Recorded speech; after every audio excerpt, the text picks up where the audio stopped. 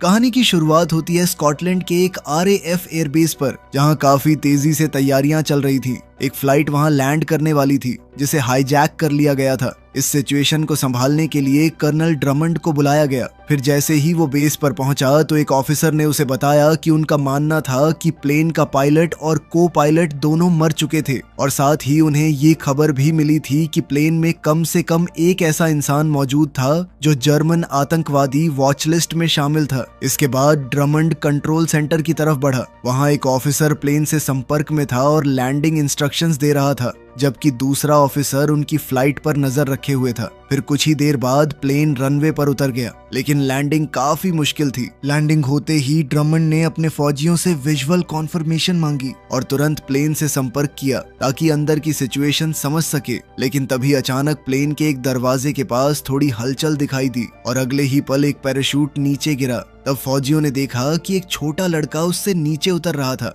फिर ड्रमंड ने तुरंत 2 RAF ट्रक्स को हुक्म दिया कि वो लड़के को वहां से सुरक्षित ले आए। इसी बीच उन्हें कॉकपिट के अंदर एक और इंसान नजर आया। ड्रमंड ने तुरंत रेडियो पर चेतावनी दी कि अगर उसने कोई गलत कदम उठाया तो फौजी तुरंत फायरिंग शुरू कर देंगे। फिर उसने उस आदमी को पायलट सीट पर बैठने और धीरे धीरे अपने हाथ ऊपर करने को कहा, लेकिन उस आदमी ने बस इतना कहा कि उसे प्लेन से बाहर आने दिया जाए ताकि वो सब कुछ समझा सके। वो बार बार दावा कर रहा था कि वो आतंकवादी नहीं था। फिर कुछ देर बाद ड्रमंड ने अपनी ट्रांसलेटर को उस लड़के से बात करने भेजा। उस लड़के का नाम टॉम था और उस वक्त डॉक्टर्स उसका चेकअप कर रहे थे, लेकिन ट्रांसलेटर को उससे कुछ खास पता नहीं चला क्योंकि टॉम पूरी तरह शॉक में था। फिर हम एक दिन पहले की कहानी देखते हैं। एक होटल कमरे में टॉम की माँ सोफी बाथरूम में फ्लाइट के लिए तैयार हो रही थी। थोड़ी देर बाद उसने न्यूयॉर्क में मौजूद अपने डॉक्टर से फोन पर बात की, जहां वो टॉम के साथ अपनी खुफिया बीमारी का इलाज करवाने जाने वाली थी। उधर टॉम ने उन्हें बताया कि उसने उनका सामान चेक कर लिया था। फिर रात के वक्त दोनों एयरपोर्ट पहुंचे।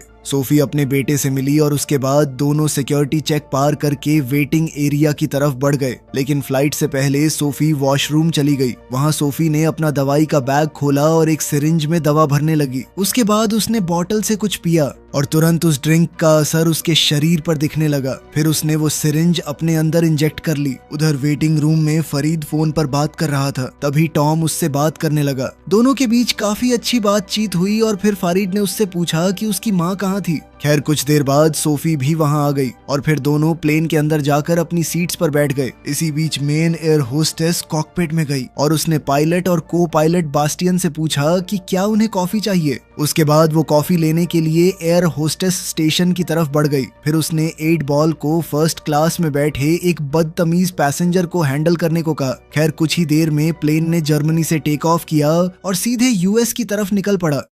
इसके काफी घंटों बाद सोफी वॉशरूम से अपनी सीट पर वापस आई। वो अपनी नोटबुक में कुछ लिख रही थी कि तभी उसे अंदर अपनी और अपने पति की एक तस्वीर मिली। तस्वीर देखते ही उसे पुराने दिन याद आने लगे थे। उसकी यादें एक आम परिवार के माहौल से शुरू हुई, लेकिन धीरे धीरे हालात काफी खतरनाक बन गए। वो और उसका पति अपने छोटे बच्चे के साथ किसी सुनसान जगह पर फंस गए थे। तब मदद लाने के लिए उसका पति वहां से चला गया, जबकि सोफी बच्चे के साथ वहीं रुक गई। खैर फिर इधर फ्लाइट में सोफी ने महसूस किया कि प्लेन के सामने वाले हिस्से में कुछ गड़बड़ चल रही थी। 8 बॉल एक गुस्सैल पैसेंजर को कंट्रोल करने की कोशिश कर रहा था कि तभी एक एयर मार्शल ने आकर उस आदमी को काबू किया। फिर कुछ ही पल बाद दूसरा एयर मार्शल भी उनके पास आ गया, लेकिन असली शौक अभी बाकी था। जब दोनों मार्शल्स उस यात्री से बात कर रहे थे, तब 8 बॉल ने अचानक चाकू निकाला और दूसरे मार्शल को मार डाला। उसी वक्त वो पैसेंजर पहले मार्शल पर टूट पड़ा। फिर 8 बॉल ने पूछा कि तीसरा एयर मार्शल कहाँ था। जैसे ही उसे खबर मिली, उसने अपने एक आदमी को उसे मारने भेज दिया। फिर कर्टिज ने तीसरे मार्शल को मारकर उसकी बंदूक ले ली और वापस 8 बॉल के पास आ गया। लेकिन उसके बाद जो हुआ उसने काल तक को हिला दिया। 8 बॉल ने बचे हुए मार्शल को बहुत ही बेरहमी से मार डाला था। दूसरी तरफ सोफी को महसूस होने लगा कि प्लेन में कुछ बहुत गलत हो रहा था।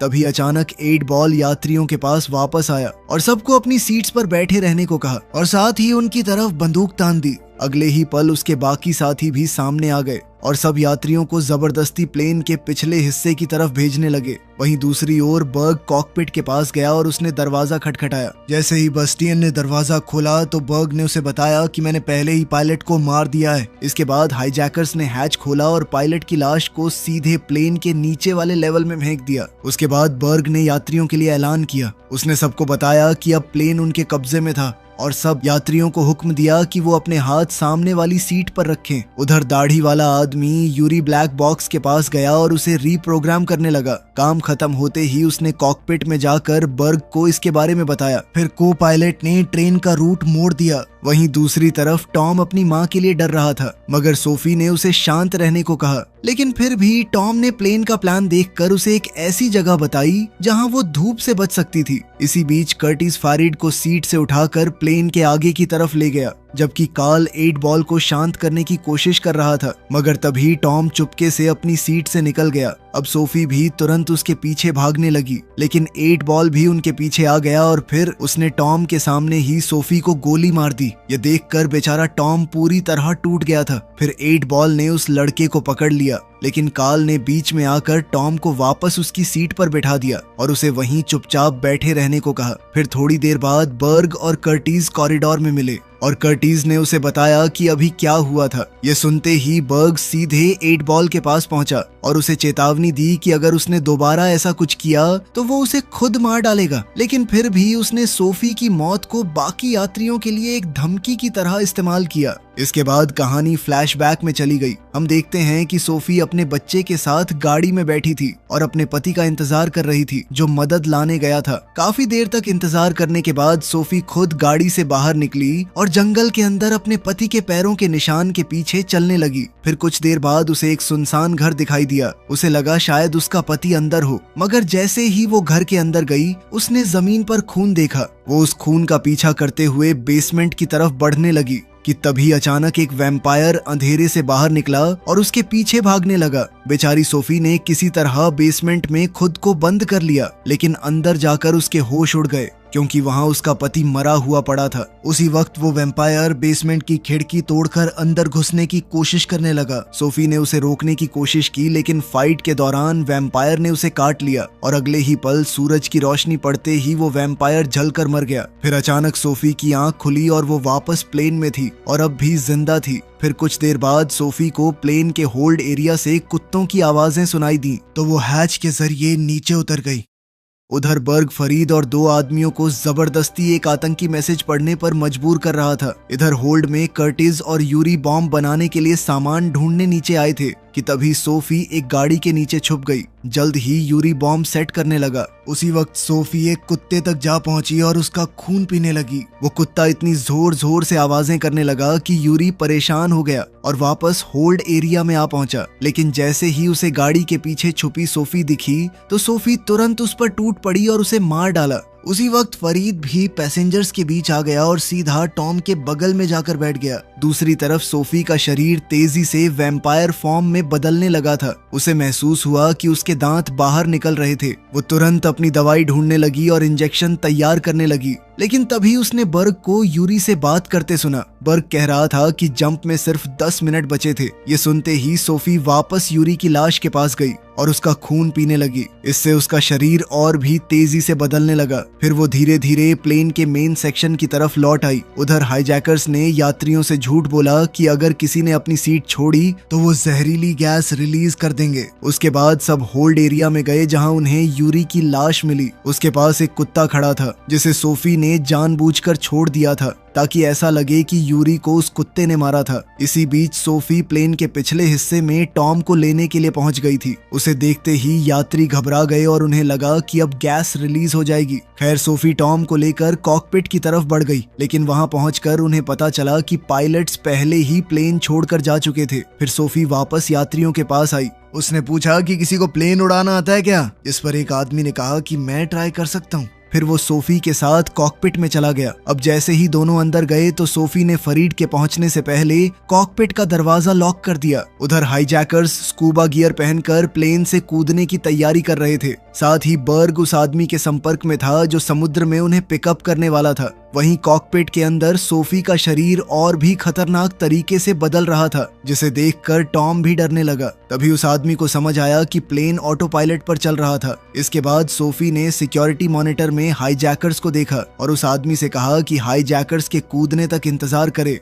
और उसके बाद ही ऑटो पायलट बंद करे। लेकिन 8 बॉल को अब समझ आ गया था कि सोफी अभी जिंदा थी। वो उसे ढूंढने के लिए बर्ग के साथ वापस प्लेन में घुस आया। तभी एक यात्री ने उन्हें बता दिया कि सोफी कॉकपिट में थी। ये सुनते ही दोनों कॉकपिट के बाहर पहुंच गए और दरवाजा खोलने को कहने लगे। लेकिन सोफी ने कॉकपिट वाले आदमी से कहा कि प्लेन को फिर से यूएस की तरफ मोड़ दे, मगर वो आदमी बोला कि यूरोप ज्यादा पास था। लेकिन सोफी को देखकर वो इतना डर गया था कि उसने बिना बहस किए उसकी बात मान ली। फिर जैसे ही हाईजैकर्स ने प्लेन के रूट को बदलते हुए देखा तो उन्होंने एक पैसेंजर को मारने की धमकी दे दी। फिर बर्ग ने बिना सोचे उस यात्री को गोली मार दी। इसके बाद उसने सोफी से कहा कि जब तक वो कॉकपिट का दरवाजा नहीं खोलेगी तब तक वो एक एक करके सबको मारता रहेगा। उसके बाद उसने 8 बॉल को हुक्म दिया कि वो अगला शिकार लेकर आए। वो दरिंदा जब भीड़ में गया तो एक छोटी लड़की को पकड़कर बर्ग के सामने ले आया। बर्ग ने अब उस लड़की को सामने खड़ा कर दिया ताकि सोफी उसे देख पाए, लेकिन वो लड़की को कोई नुकसान पहुंचाता उससे पहले ही सोफी तुरंत कॉकपिट से बाहर निकली। अगले ही पल वो बर्ग पर टूट पड़ी और उसके गले में दांत घुसा दिए। ये देखकर बस्टियन और बाकी पैसेंजर्स की रूह कांप गई और वहीं कॉकपिट में मौजूद आदमी ने तुरंत दरवाजा बंद करके लॉक कर दिया।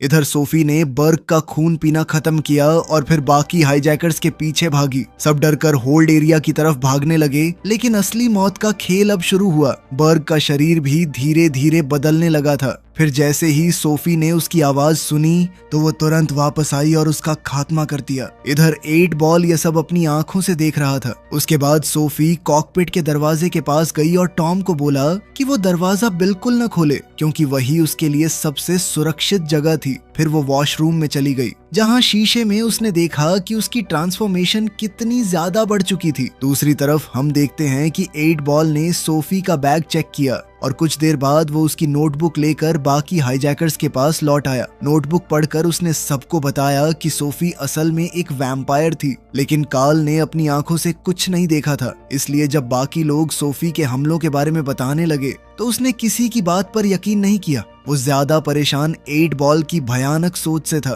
तभी 8 बॉल ने सबको एक यूवी लाइट दिखाई जिससे वो सोफी को नुकसान पहुंचाना चाहता था। उधर सोफी ने फिर से अपनी दवाई इंजेक्ट की और तभी एक और फ्लैशबैक शुरू हो गया। हम देखते हैं कि सोफी अपने बच्चे टॉम का ख्याल रखने की कोशिश कर रही थी और साथ ही अपनी खून की भूख भी शांत करने की। लेकिन जब बच्चा लगातार रोता रहा तो एक पल के लिए सोफी के अंदर का राक्षस बाहर आ गया। वो उस पर गुर्राने लगी, लेकिन अगले ही पल वो खुद को रोकने के लिए बाथरूम में भागी और अपने दांत तोड़ डाले ताकि वो टॉम को कभी नुकसान न पहुंचाए। इसके कुछ वक्त बाद सोफी वापस उसी घर में गई जहां वो वैम्पायर बनी थी। वहां उस वैम्पायर का बाप सामने आया जिसने सोफी को काटा था। उस आदमी ने बताया कि उसका बेटा कभी खुद को काबू नहीं कर पाया था, और सच तो ये था कि वो खुद भी नहीं कर पाता था, चाहे वो नॉर्मल दिखने का कितना भी नाटक करे। ये कहकर उसने सोफी को गोली मार दी, क्योंकि उसका मानना था कि उन जैसे लोग सिर्फ बदनसीबी और दर्द लेकर आते थे। वहीं प्लेन में 8 बॉल लकड़ी को छील कर एक भाला बना रहा था,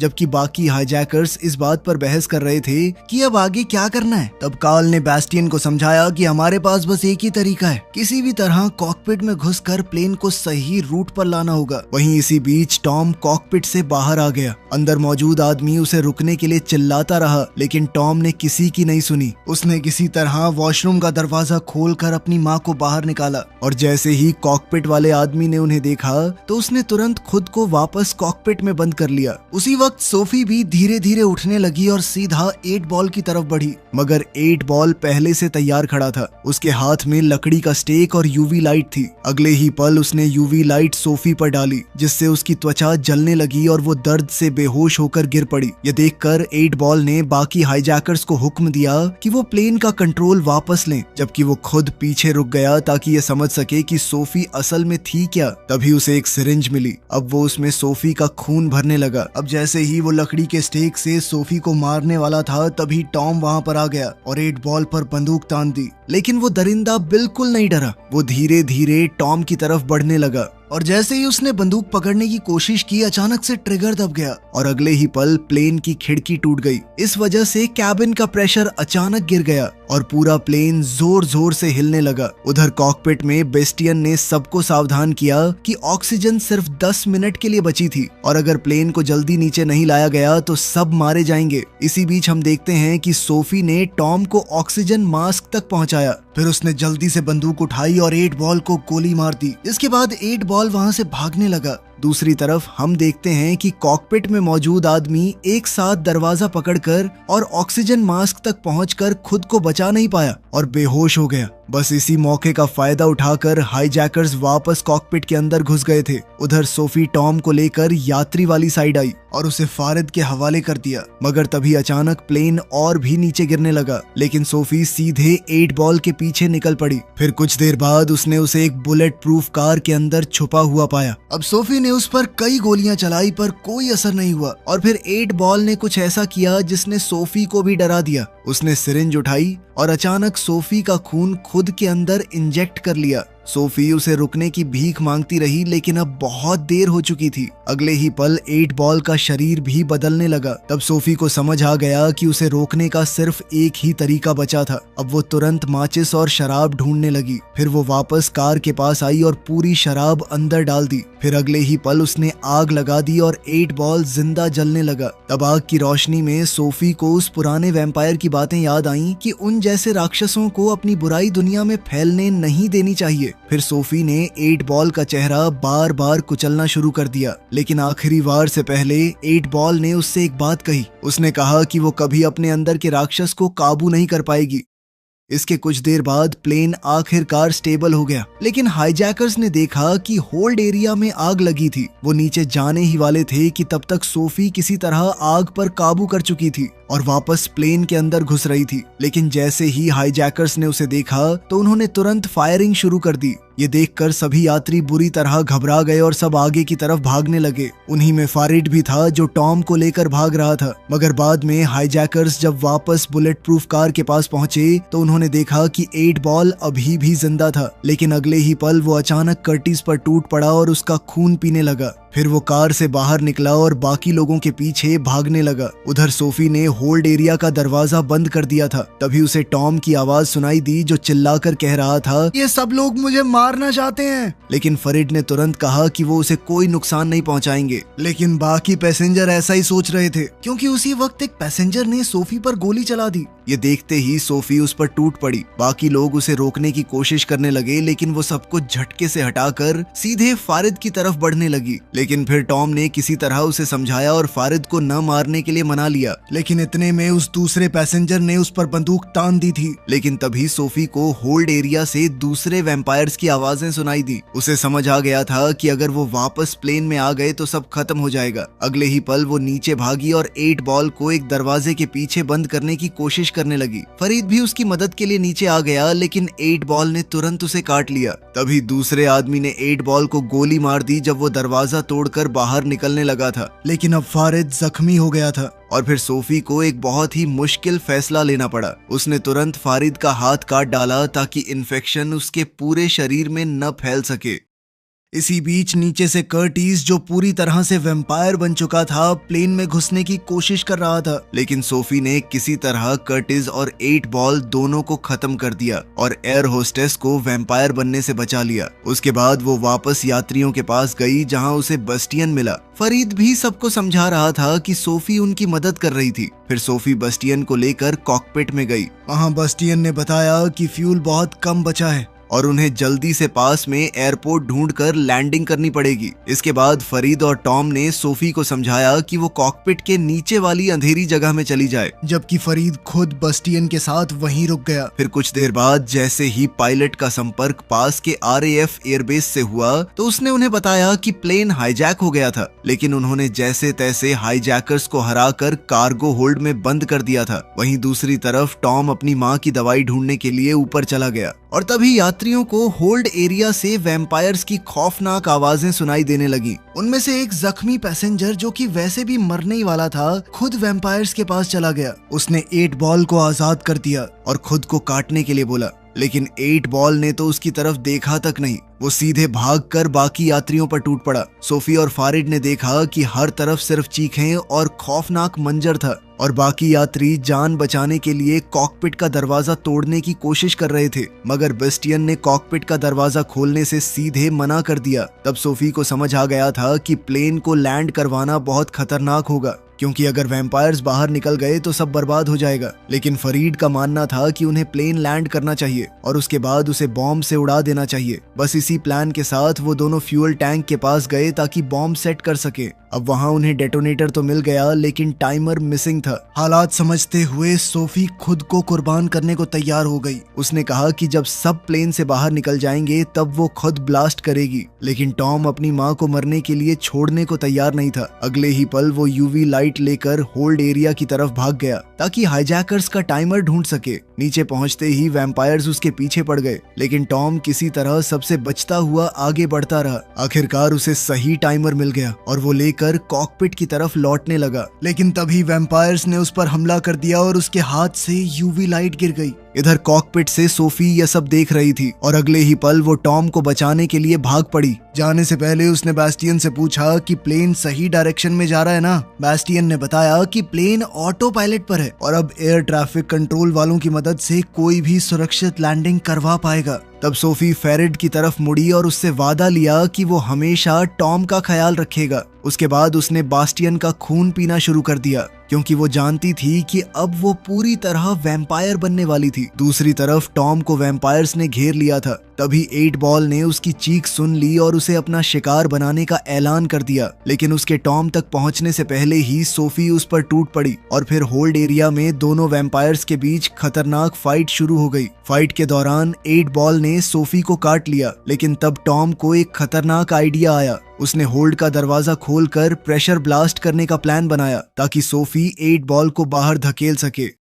इसी बीच कॉकपिट में फरीद ने देखा कि टॉम नीचे अकेला फंस गया था और तभी 8 बॉल किसी तरह वापस प्लेन के अंदर आ गया और सीधे टॉम की तरफ बढ़ने लगा। इधर हालात देखते ही फरीद ने ऑटो पायलट बंद कर दिया और पूरे प्लेन को एक साइड टिल्ट कर दिया। अगले ही पल सूरज की रोशनी सीधे 8 बॉल पर पड़ी और वो जलकर मारा गया। उधर टॉम ने अपनी माँ को बचाने के लिए अपना ही खून उसे पिला दिया। कुछ पल बाद सोफी होश में आ गई, लेकिन अब वो मुश्किल से खुद को कंट्रोल कर पा रही थी। वो बार बार टॉम पर हमला करने वाली थी, इसलिए उसने खुद ही उसे दूर धकेल दिया और रेंगते हुए वापस होल्ड एरिया में चली गई। इसके बाद RAF बेस पर हम देखते हैं कि टॉम बार बार ट्रांसलेटर से कह रहा था कि फरीद को बचा लो, लेकिन वो रेसिस्ट ऑफिसर कहने लगी कि फरीद मेरे लिए बस एक आतंकवादी है और कुछ नहीं। मगर टॉम बार बार उन्हें समझाने की कोशिश कर रहा था कि उसे वैम्पायर से बचाना बहुत जरूरी है, वरना सूरज ढलने के बाद सब खत्म हो जाएगा। लेकिन किसी ने उसकी बात पर ध्यान नहीं दिया। आखिरकार डॉक्टर्स ने उसे नशे की दवा देकर बेहोश कर दिया और ड्रमंड ने फिर से पूरी कमांड संभाल ली।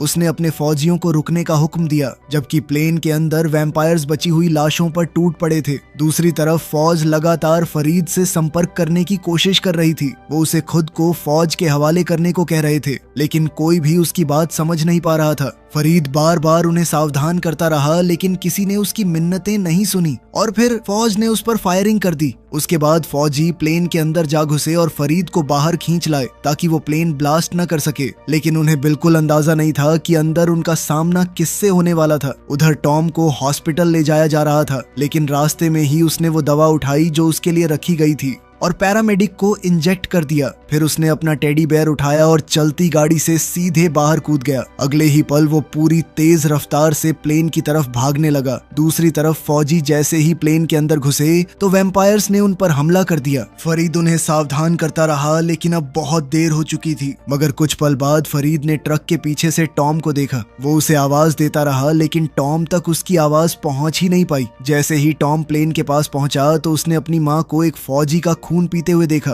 वो जोर से उसे पुकारने लगा, लेकिन अब सोफी पहले जैसी नहीं रही थी और उसी पल टॉम को समझ आ गया कि उसकी माँ सच में खो चुकी थी। फिर उसने बिना एक पल सोचे प्लेन को उड़ा दिया। इतना जबरदस्त धमाका देखकर ड्रमंड और उसके फौजी भी दंग रह गए। आखिरकार फरीद अपनी बची कुची ताकत से मलबे के पास पहुंचा, जहां टॉम अकेला खड़ा था और फिर दोनों एक दूसरे को गले लगाकर रो पड़े। वीडियो पसंद आई तो लाइक कर देना, चैनल को सब्सक्राइब कर लेना। मिलते हैं अगली वीडियो में।